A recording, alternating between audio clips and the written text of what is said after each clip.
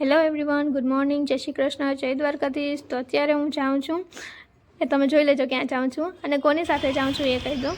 આજે છે મારા સ્કૂલે બહારથી એક મેડમ આવ્યા હતા, એમપીથી અમારા એક્ઝામ હતી બ્યુટી એન્ડ વેલનેસની, તો લેવા માટે। તો હવે એનો ટાઈમ પૂરો થઈ ગયો, પણ એની બસ છે લેટ છે, તો એને ફરાવવા માટે છે ને અહીં સુદામા મંદિરે લઈને આવી છું। તો જો અહીં સુદામાજીનું મંદિર છે। હું પણ આઈ થિંક બહુ નાની હતી ત્યારે ગઈ હતી, મને યાદ નથી, એટલે હવે અત્યારે તો ફર્સ્ટ ટાઈમ આવી હોય એવું જ મને લાગે છે। તો જો અહીં પરિક્રમા છે, જ્યાં બધા છે ને પરિક્રમા કરે છે અને એને બધું છે ને મહત્ત્વ સમજાવતી હતી આઈને, કેમ કે એને એની કંઈ ખબર નથી અને એને પહેલી વખત જોયું હતું, તો બધી છે ને હું બતાવતી હતી અને સમજાવતી હતી। આ કૂવો છે, જો અહીંયા બધે છે ને પૈસા નાખી અને એક સિક્કો નાખી અને વિશ માંગે, કૂવો પણ છે અહીંયા। અને બધું છે, એટમોસ્ફિયર બહુ સરસ છે, બધામાં ગાર્ડન જેવું છે।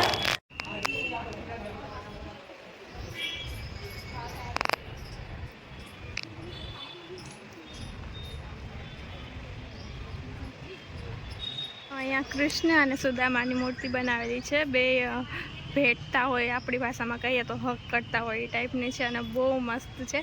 મેં પહેલી વાર જોઈ, હું પોરબંદરમાં જ રહું છું ને અહીંયા પહેલી વખત આવી અને મને એમ થાય છે કે હું પહેલી વખત શું કામ આવી છું। તો તમે જો ના આવ્યા હોય તો એક વખત અહીં વિઝિટ કરજો અને આવજો। અહીંનું જે એટમોસ્ફિયર છે, અહીં બધું જે જોવાનું છે એ બહુ સરસ છે। અહીંયા જો હિંચકા અને બધું ગાર્ડન છે ટાઈપ છે, બહુ મસ્ત છે।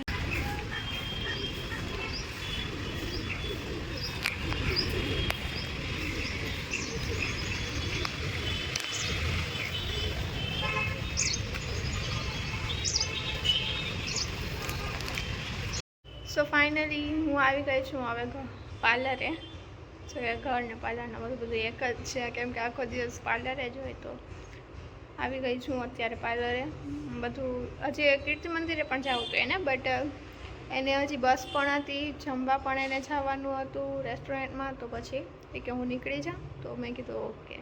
બાકી કીર્તિ મંદિરે પણ વિઝિટ કરવાની હતી, તો અમને એ પણ બતાવતું, બટ એ ના બની શક્યું, તો પછી હું આવી ગઈ પાર્લરે। પાર્લર પણ એને બતાવ્યું, પછી એને બહુ ગમ્યું, પછી એ બસ જતા રહ્યા અને હું આવી ગઈ છું અહીંયા। તો હવે ચાલો, આજે મારે ક્લાયન્ટ્સ પણ ઘણા બધા છે, તો જો પોસિબલ હશે તો હું તમારી સાથે શેર કરીશ કે આજે મેં શું શું અહીંયા વર્ક કર્યું છે। અને તમે બધા પ્લીઝ જો નવા હોય, જૂના હોય, જો લાઇક ના કર્યું હોય, શેર ના કર્યું હોય, સબસ્ક્રાઈબ ના કર્યું હોય, તો પ્લીઝ પહેલાં સબસ્ક્રાઈબ કરી દો। જો તમે મને સપોર્ટ કરશો તો જ મને રોજ બ્લોગ બનાવવા માટે મોટિવેશન મળશે।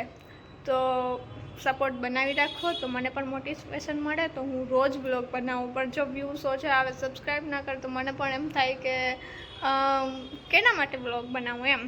તો તમે જે પણ જોવો છો એ બધાય કમેન્ટ કરો, લાઈક કરો અને સબસ્ક્રાઈબ કરી નાખો, તો હું રોજ બ્લોગ બનાવવાનો છે ને આમ ચાલુ કરી દઉં, ઓકે। તો ચાલો, અત્યારે તો હું આવી છું, મમ્મી છે આજે અહીં રસોઈ નથી કરતા, અને હવે છે ને અમે અહીં પાર્લરે જ રસોઈનું પણ થોડું ઘણું ચાલુ કરી દીધું છે। બિકોઝ ક્યારેક એવું થાય કે ટાઈમ ના હોય તો આખો દિવસ અહીં રહેવું પડે, તો પછી અહીંયા છે થોડો ઘણો સામાન રાખી દીધો કિચનનો, તો અહીં છે અમે થોડું ઘણું જે પણ થાય એ બનાવી શકીએ એમ। પણ આજે તો મમ્મી ઘરે જ છે, તો ઘરેથી જમવાનું બનાવીને લઈ આવવાના છે, તો બસ હું એનો વેઇટ કરું છું। અત્યારે 1 વાગ્યો છે, હમણાં જમવાનું લઈને આવશે એટલે અમે જમી લઈશું, થોડોક આરામ કરશું, અહીં બધી સાફ સફાઈ કરશું, ત્યાં તો અમારા ક્લાયન્ટ આવી જશે। તો બસ આજે પણ થોડા ઘણા મેકઅપ છે અને હેરસ્ટાઈલનું બધું છે, તો હું કરીશ, ત્યારે અવશ્ય તમને બતાવીશ। તો ચાલો, હું મળું પછી, તમે તે બની રહેજો અમારા બ્લોગમાં। જો મમ્મી ટિફિન લઈને આવી ગયા છે, હવે આપણે જોઈએ કે શું બનાવ્યું છે એ। મમ્મી ખોલજો।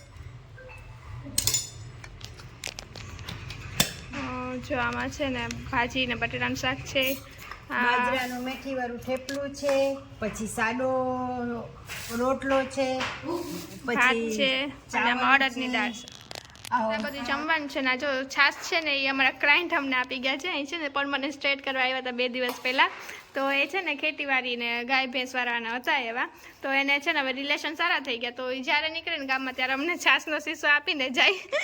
તો જો વ્લોગ જોતા હોય તો એને થેન્ક યુ। તો ચાલો બધાય જમવા, અમે જમી લઈએ। સો આજે અમારી 2 સંગીત બ્રાઇડ હતી, એમાંથી એકનું મેકઅપ ડન થઈ ગયું છે અને અધર છે એનું કરીએ છીએ। તો જો ફાઇનલી હવે 2 કમ્પ્લીટ થઈ ગયું છે અને ફાઇનલ લુક હું તમને બતાવું છું, અને તમને કેવું લાગ્યું તમે કમેન્ટ કરજો, અને તમે પણ અવશ્ય અમારા પાર્લરની મુલાકાત લેજો।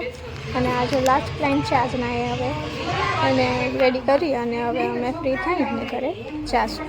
તો ચાલો, તો હું છે ને બધુંય કામ પૂરું કરીને ફાઇનલી ફ્રી થઈ ગઈ છું, અને જો આજે છે ને અમે 3 સાડી લીધી છે, એટલે આમ ઘર આગળ આવ્યા હતા, બહારથી આવતા હોય ને એ લોકો સેલ કરવા માટે, તો સારી હતી એટલે અમે લીધી.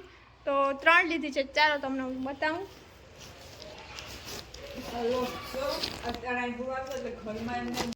જો એક આ છે, લાઇટ અને ડાર્ક ગ્રીન કલરની છે.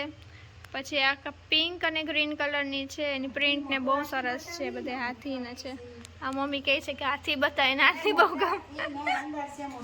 હા, અંદર મોટો હાથી છે, પછી બતાવીશ તમને. અને એક આ લવંડર છે, જો આ બહુ સરસ છે કલર. આમાં બધું છે, પ્રાણી સંગ્રહાલય છે આખું.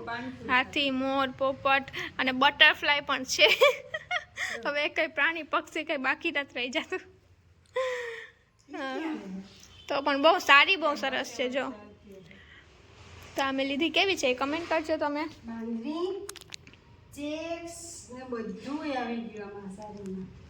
બાંધરી આવી ગઈ, ચેક્સ આવી ગઈ, પ્રાણી આવી ગયા, પક્ષી આવી ગયા, અને બધી આવી ગઈ.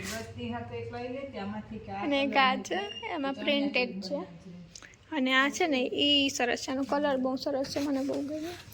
આ છે અંદરથી કેવી હોય, અંદરથી કેવી હોય આપણે જોઈએ. ખોલતો પીયું લીધા પછી ખોલવાનું છું તો એટલે મેં પેલા ઘરે જઈને આખી જોઈ પછી પૈસા દીધા. ચાલ આ ખોલીને જોઈએ આપણે. ઘરી નહીં થાય હરખી પછી. જો અંદરથી પ્રિન્ટ આની બહુ સરસ છે, હજુ આનું અજરક જેવી છે આ પ્રિન્ટ. હરખી નહીં થાય. પછી સંકોલતા આવડશે? તને ખબર, બધી મને પૂછીશ તું. હા, જો આની પ્રિન્ટ બહુ સરસ છે. સારું, તો ચાલો હવે તમે કમેન્ટ કરજો. બ્લાઉઝ છે એનું સરસ લાગે. આ બ્લાઉઝ આખું વર્ક વાળું લાગે એમ સરસ.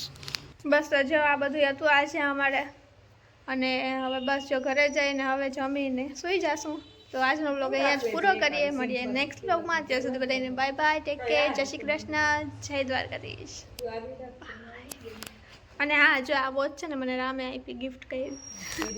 Bye bye.